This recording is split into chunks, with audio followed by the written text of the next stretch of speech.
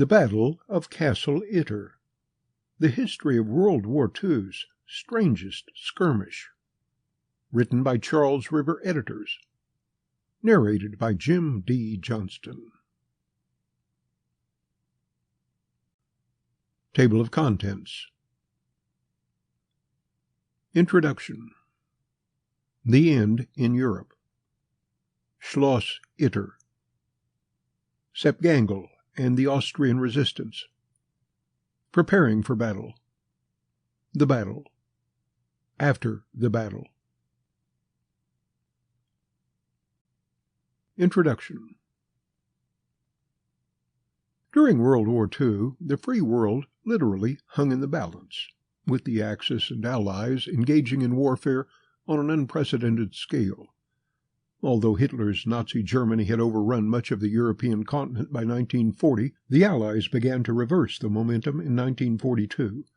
By the end of 1943, with Allied forces firmly established in Italy and the Soviets on the verge of turning the tide in Russia, the British and Americans began to plot the invasion that would liberate Europe from the Nazis.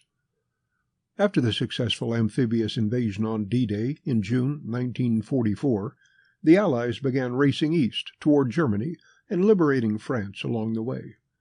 The Allies had landed along a 50-mile stretch of French coast, and despite suffering 8,000 casualties on D-Day, over 100,000 still began the march across the western portion of the continent.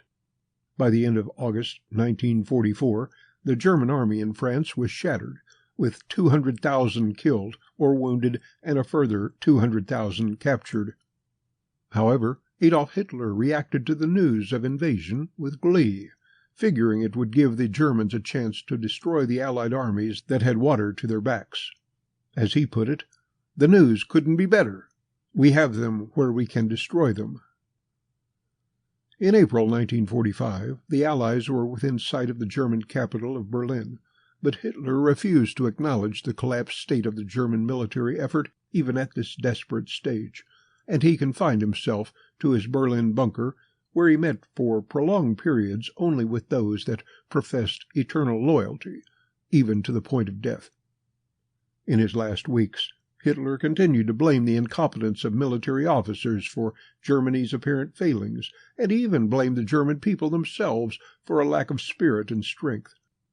As their leader dwelled in a state of self-pity, without remorse or mercy, but near suicide, the people of Berlin were simply left to await their fate as Russians advanced from the east and the other Allies advanced from the west.